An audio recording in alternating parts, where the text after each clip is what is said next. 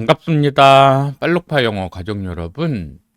최근 저의 신상에 커다란 두 가지 변화가 일어났는데요. 좋은 의미에서요. 첫째는 전남 여수항 근처에 제가 조그만 아지트를 해변에 마련했습니다.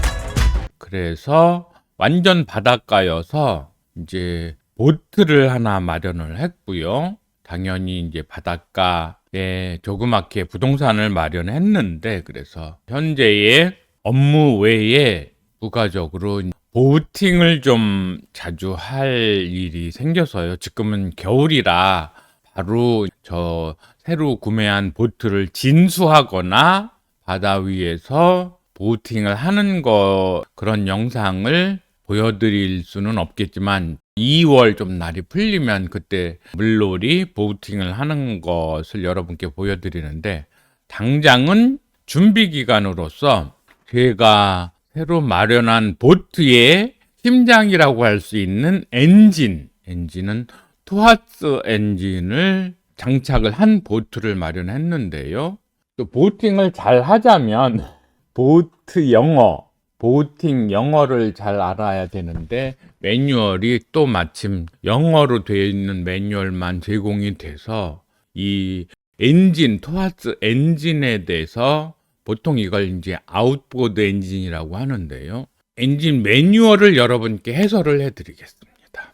그리고 아예 시판되어 있는 아웃보드 모터에 대한 또 해설집도 제가 빨록파 영어로 이제 본문을 다 편집을 했거든요. 그래서 여러분께 모터보트 엔진에 대한 보팅 영어 아니면 모터보트 영어, 보트 모터 잉글리시에 대해서 여러분께 해설을 해드리겠습니다.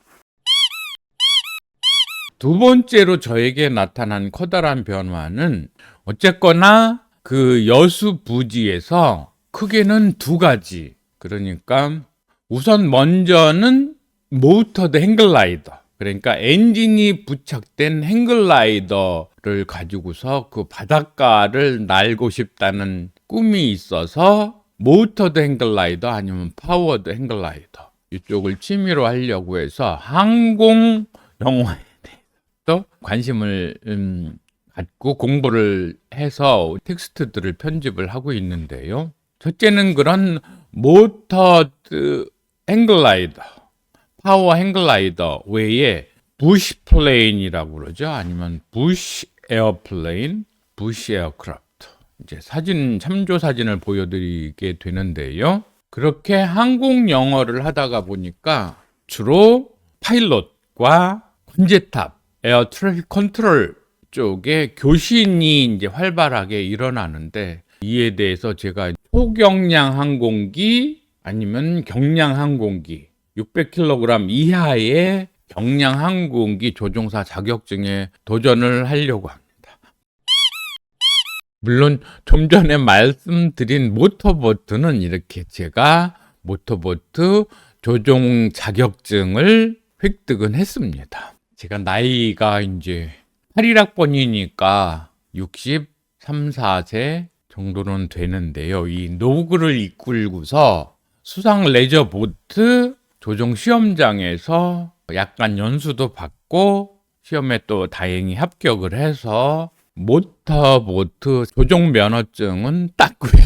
그래서 이제 2차로 경량 항공기 조종 면허증을, 조종사 자격증을 따려고 열심히 공부하고 있습니다. 그런데 문제는 모터보트는 자동차 운전면허처럼 해상의 운전면허증을 받는 모터보트 면허는 그래도 열심히 해서 무난하게 취득은 했는데, 이 경량항공기는 주로 관제탑과 또 영어로 교신을 해야 되는 문제가 있어서 또 제가 여기 평택에서 6가지 경량항공기를 조종하자면 오산 에어베이스라고 하는 송탄에 있는 미 공군 비행장과도 비행허가 내지 무선 교신을 해야 되는 문제가 있고, 군산 비행장도 미군 비행장이어서 영어가 좀 이제 어렵게 나올 것 같아서 이제 항공 영어 무선 통신에 대해서 좀 잘 하자니까 여러 가지 준비해야 될 게 있고, 또 나이가 있다 보니 경량항공기 조종 학교에 등록을 하면 막 바쁘게 돌아가잖아요. 그게 대략 한 700만 원에서 1000만 원 정도.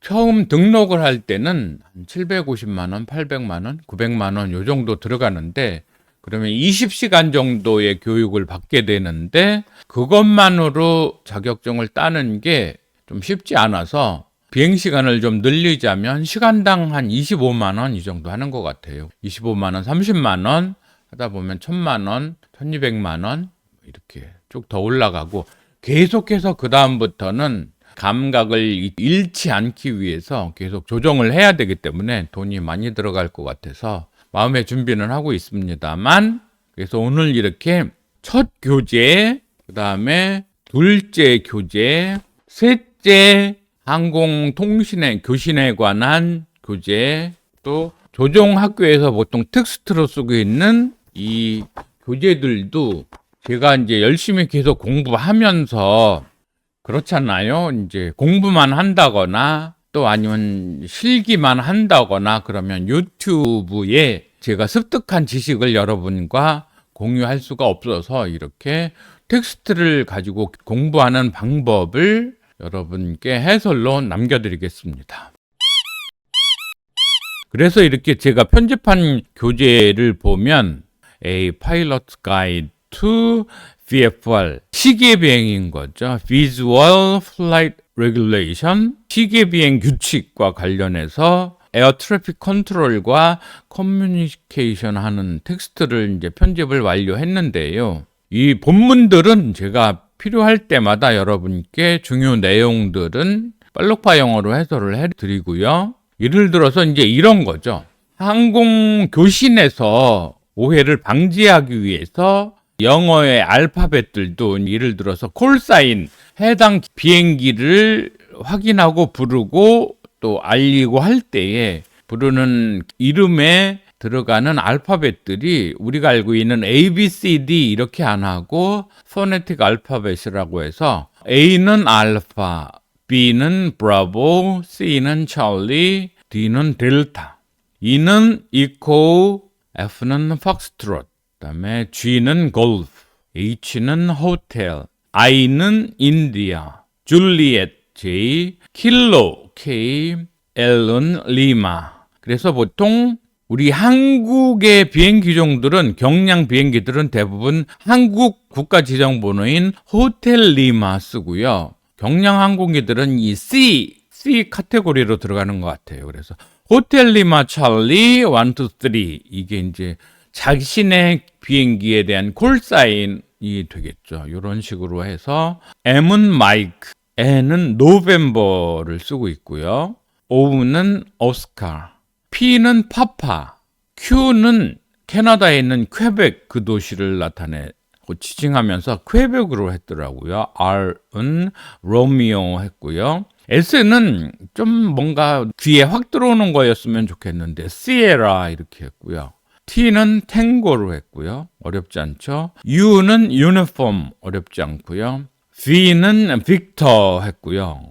W는 위스키, 술 좋아하시는 분들은 바로 되겠네요. X는 엑스레이로 그렇게 했고요. Y는 양키, 그 다음에 Z 마지막 단어는 줄루로 해서 잠깐 실습을 해보면, 예를 들어서 런웨이 활주로 들어올 때에 19번 L이라는 런웨이를 택하게 되면 19er left, 숫자는 그대로 읽는데 이 9만 독일어 9이 no라는 의미가 있어서 그걸 피하기 위해서 9은 9er로 이렇게 하는 거 있고요. 활주로가 두 개가 복수로 있을 때 레프트 활주로, 라이트 활주로 구별하기 위해서 이렇게 19LR 이렇게 붙을 수가 있고요. 그래서 이렇게 19L은 19L 이러지 않고요. one liner left 이렇게 호칭을 하죠.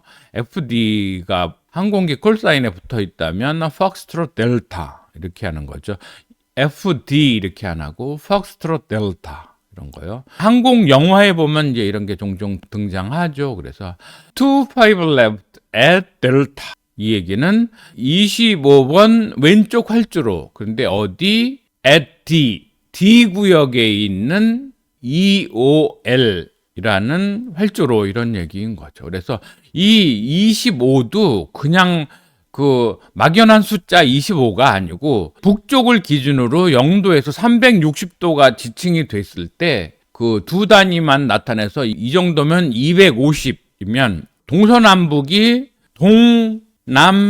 동남서북이 90도, 180도, 270도, 360도 이 정도잖아요. 그랬을 때 보통 9시 방향이 270도라 하면 250 요 정도면은 한 8시 방향 정도를 가리키고 있는 북쪽에 대비해서 8시 방향 정도 되는 활주로의 왼쪽 레인을 타고 들어온다. 이 정도 이해하시면 되겠죠. 그래서 보시면 자신의 고도가 1500피트다 그러면 1500 feet. 핏은 뭐 굳이 안 쓰는 것 같아요. 다 그냥 1500 그러면 1500피트. 피트가 생략된 걸로 얘기를 해서 1500 이렇게 안 하고 1500. 4500피트면 4500 이렇게 11500피트 그러면 11500 이렇게 안 하고 1500 이렇게 한다는 얘기인 거죠. 그래서 내 비행기의 콜사인이 고유 식별부호가 N562MP라면 노벤버 562 마이크 파파 이게 내 콜사인이 되는 건 거죠. 이런 정도로 항공 교신 영어를 맛보기를 했고요. 제가 경량항공조종사 따면서 여러분께 항공 영어, 교신 영어에 대해서 제가 공부하면서 여러분과 공유를 할 거고요. 또 모터보트 보팅을 하면서 또 보트 엔진과 관련돼서 주로 아니면 기타 보팅과 관련된 영어도 여러분과 함께 공유를 하겠습니다. 물론 이 본문들은 텍스트로 제가 풀 텍스트를 다 편집을 해서 빨록파 영어로 출간을 해 놓았기 때문에 여러분들이 저희 빨록파 영어 명작 원서 도서관에 신청하시면 여러분들이 보실 수가 있고요. 아직 시장이 형성이 안 됐는데 제가 뭐 큰 돈 들여서 일일이 다 인쇄 출간을 할 수는 없고요. 필요하신 분들께 공급해 드릴 수 있다는 점 말씀드리면서 저희 빨록파 영어 구독,